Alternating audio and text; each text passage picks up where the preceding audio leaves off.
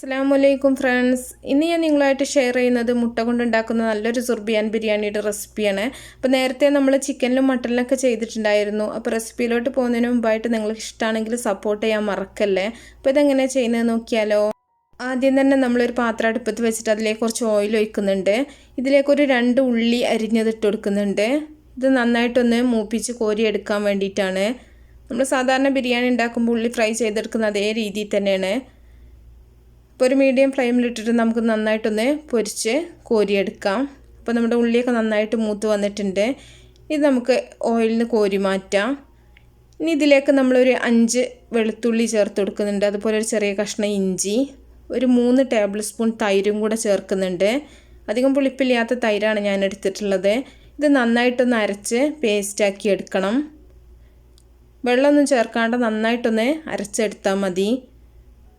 ഇനി നമ്മൾ അതേ ഓയിലിലേക്ക് തന്നെ ഒരു ബേ ലീഫ്, അതുപോലെ ഒരു കഷ്ണം പട്ട, ഒരു 2 ഏലക്ക, ഒരു 2 ഗ്രാമ്പും കൂടെ ചേർത്ത് കൊടുത്തിട്ടുണ്ട്. ഇനി ഇതൊന്ന് പൊട്ടി വരുന്ന സമയത്ത് നമ്മൾ അരച്ചു വെച്ചിട്ടുള്ള ഒരു പേസ്റ്റ് ഇതിലേക്ക് ചേർത്ത് കൊടുക്കുക. അപ്പോൾ നന്നായിട്ടൊന്ന് ഇളക്കി മിക്സ് ചെയ്യുക. നമ്മൾ ചിക്കനിലും മട്ടനിലൊക്കെ ചെയ്യുമ്പോൾ ഇതേ ഒരു രീതിയിൽ തന്നെയാണ് നമ്മൾ ചെയ്യുന്നത്. മുട്ട കൊണ്ടായതുകൊണ്ട് തന്നെ വളരെ കുറഞ്ഞ സമയം കൊണ്ട് നമുക്ക് റെഡിയാക്കി എടുക്കാൻ പറ്റും. ഇനി ഇതിലേക്കൊരു 3 പച്ചമുളക് ചേർത്തിട്ടുണ്ട്. അതുപോലെ ഒരു ഉണങ്ങിയ നാരങ്ങയും കൂടെ ഇട്ട് കൊടുക്കുന്നുണ്ട്. പച്ചമുളക് കീറാണ്ട് നമ്മൾ മുഴുവനായിട്ട് തന്നെയാണ് ചേർത്തിട്ടുള്ളത്. എന്നിട്ട് നന്നായിട്ട് ഒന്നുകൂടെ ഒന്ന് ഇളക്കി മിക്സ് ചെയ്യുന്നുണ്ട്. ഇനി ഇതിലേക്ക് ഒരു തക്കാളി അരച്ചത് ചേർത്ത് കൊടുക്കുന്നുണ്ട്. 1-2 തക്കാളി നിങ്ങൾക്ക് എടുക്കാം. ഞാനിപ്പോൾ ഒരു വലിയ തക്കാളിയാണ് എടുത്തിട്ടുണ്ടായിരുന്നത്. ചെറിയ തക്കാളിയാണെങ്കിൽ ഒരു 2 എണ്ണം എടുത്താൽ മതി. ഇനി ആവശ്യത്തിനുള്ള ഉപ്പും കൂടെ ചേർത്ത് കൊടുക്കുന്നുണ്ട്. നമ്മൾ തൈരും കൂടെ ചേർക്കുന്നതുകൊണ്ടാണ് തക്കാളിയുടെ അളവ് കുറക്കുന്നത് കേട്ടോ. അപ്പോൾ എല്ലാം കൂടെ ഒരുപാട് പുളിപ്പ് വേണ്ടെന്ന് വിചാരിച്ചിട്ടാണ്. ഉപ്പും കൂടെ ചേർത്തിട്ട് നന്നായിട്ടൊന്ന് മിക്സ് ചെയ്യാം. അപ്പോൾ ഇതിലേക്ക് ഉരുളക്കിഴങ്ങിൻ്റെ കഷ്ണങ്ങൾ വേണമെങ്കിൽ നിങ്ങൾക്ക് ചേർത്ത് കൊടുക്കാം. ഞാനിപ്പോൾ ഉരുളക്കിഴങ്ങ് ചേർക്കണില്ല. ഇനി ഒരു മാഗി ക്യൂബ്സും കൂടെ ചേർക്കുന്നുണ്ട്. നമ്മൾ വീട്ടിൽ തന്നെ ഉണ്ടാക്കിയെടുത്തിട്ടുള്ള മാഗി ക്യൂബ്സാണ്. ഇതിൻ്റെ റെസിപ്പി ഞാൻ നേരത്തെ അപ്ലോഡ് ചെയ്തിട്ടുണ്ട്. അപ്പോൾ ഞാൻ അതിൻ്റെ ലിങ്ക് ഡിസ്ക്രിപ്ഷനിൽ കൊടുക്കാം കേട്ടോ. അപ്പോൾ വേണ്ടവർക്ക് അത് കാണാം. മാഗിയും കൂടെ ചേർത്ത് നന്നായിട്ടൊന്ന് മിക്സ് ചെയ്തെടുത്തിട്ടുണ്ട്. ഇനി നമ്മളിതിലേക്ക് ചേർത്ത് കൊടുക്കുന്നത് അറേബ്യൻ മസാലയാണ്. മന്തി മസാല, അറേബ്യൻ മസാല. അപ്പോൾ ഇതിൻ്റെ റെസിപ്പി ഞാൻ നേരത്തെ അപ്ലോഡ് ചെയ്തിട്ടുണ്ട്. അപ്പോൾ എല്ലാത്തിൻ്റെ ലിങ്കും ഞാൻ ഡിസ്ക്രിപ്ഷനിൽ കൊടുക്കാം കേട്ടോ. ഇല്ലെങ്കിൽ നിങ്ങൾ പുറത്തുനിന്ന് വാങ്ങിച്ചതായാലും കുഴപ്പമൊന്നുമില്ല. വീട്ടിലാണെങ്കിലും നമുക്ക് വളരെ പെട്ടെന്ന് ഉണ്ടാക്കിയെടുക്കാൻ പറ്റും. 1 ടേബിൾ സ്പൂൺ മാത്രമേ ഞാൻ ചേർത്തിട്ടുള്ളൂ. ഒരുപാട് ഇതിൻ്റെ മസാല വേണ്ടാന്ന് വിചാരിച്ചിട്ടാണ്. എന്നിട്ട് നന്നായിട്ട് ഒന്നുകൂടി മിക്സ് ചെയ്യാം.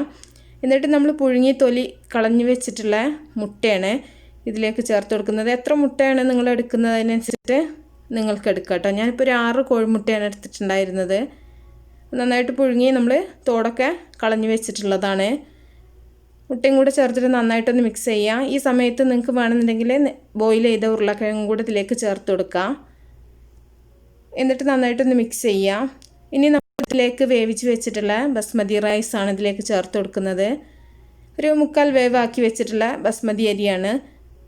അപ്പോൾ അരി വേവിച്ച് ഊറ്റിയെടുത്തിട്ടുള്ളതാണ്. അരിയിൽ പ്രത്യേകിച്ചൊന്നും ഞാൻ ചേർത്തിട്ടുണ്ടായിരുന്നില്ല. ഉപ്പും കുറച്ച് ചെറുനാരങ്ങ നീരും മാത്രം ഒഴിച്ചിട്ട് നമ്മൾ ബിരിയാണിയിലേക്കൊക്കെ ഊറ്റിയെടുക്കുന്ന പോലെ തന്നെ വേവിച്ച് ഊറ്റിയെടുത്തിട്ടുള്ള ചോറാണ്. അതിൻ്റെ മുകളിൽ നന്നായിട്ട് നിരത്തി കൊടുക്കുക. ഇനി ഇതിന് മുകളിലായിട്ട് കുറച്ച് പാലിൽ ഒരിത്തിരി മഞ്ഞൾപ്പൊടിയും കൂടെ ചേർത്തിട്ടൊന്ന് ഒഴിച്ചു കൊടുത്തിട്ടുണ്ട്. ഇത് വെള്ളത്തിൽ മഞ്ഞൾ ചേർത്തിട്ട് നിങ്ങൾക്ക് ഒഴിക്കാം. ഇനി നമ്മൾ ഒരു ചാർക്കോൽ പീസ് ഒന്ന് കത്തിച്ചിട്ട് കുറച്ച് ഓയിൽ ഒഴിച്ചിട്ട് ഒന്ന് അടച്ചു വെക്കുന്നുണ്ട്. ഈ കനലിൻ്റെ ആ ഒരു ടേസ്റ്റ് കിട്ടാൻ വേണ്ടിയിട്ടാണ്. ഒരു അറേബ്യൻ റൈസിൻ്റെ ആ ഒരു ടേസ്റ്റ് കിട്ടണമെന്നുണ്ടെങ്കിൽ ചാർക്കോൽ ഇതുപോലെ കത്തിച്ചിട്ട് ഒരു 15 മിനിറ്റ് നമ്മൾ ചെറിയ തീയിലിട്ടിട്ട് ദം ചെയ്തെടുത്തിട്ടുണ്ട്. അപ്പോൾ ഒരു 15 മിനിറ്റിന് ശേഷം തുറന്നിട്ട് നമുക്ക് ചാർക്കോൽ പീസ് എടുത്ത് മാറ്റാം. എന്നിട്ട് നന്നായിട്ടൊന്ന് മിക്സ് ചെയ്യാം. മിക്സ് ചെയ്യുന്ന സമയത്ത് ചോറൊരു പാത്രത്തിലേക്ക് മാറ്റിയിട്ട് മുട്ട നമ്മൾ എടുത്ത് വെക്കുകയാണെന്നുണ്ടെങ്കിൽ മുട്ട പൊട്ടാതെ നമുക്കത് സെർവ് ചെയ്യാൻ പറ്റും. ഇല്ലെങ്കിൽ മുട്ട കഷ്ണങ്ങളായി പോവും. എന്നിട്ട് അടിയിലുള്ള മസാലയൊക്കെ നന്നായിട്ട് ചോറിലൊന്ന് മിക്സ് ചെയ്തിട്ട് സെർവ് ചെയ്താൽ മതി. അപ്പോൾ എല്ലാവരും ഉണ്ടാക്കി നോക്കുക. അതുപോലെ ഇഷ്ടപ്പെടുകയാണെങ്കിൽ ലൈക്ക് ചെയ്യാനും ഷെയർ ചെയ്യാനും നിങ്ങൾ മറക്കരുത്. അപ്പോൾ നല്ല നല്ല റെസിപ്പികളൊക്കെ ആയിട്ട് അടുത്തൊരു വീഡിയോയിൽ കാണാം.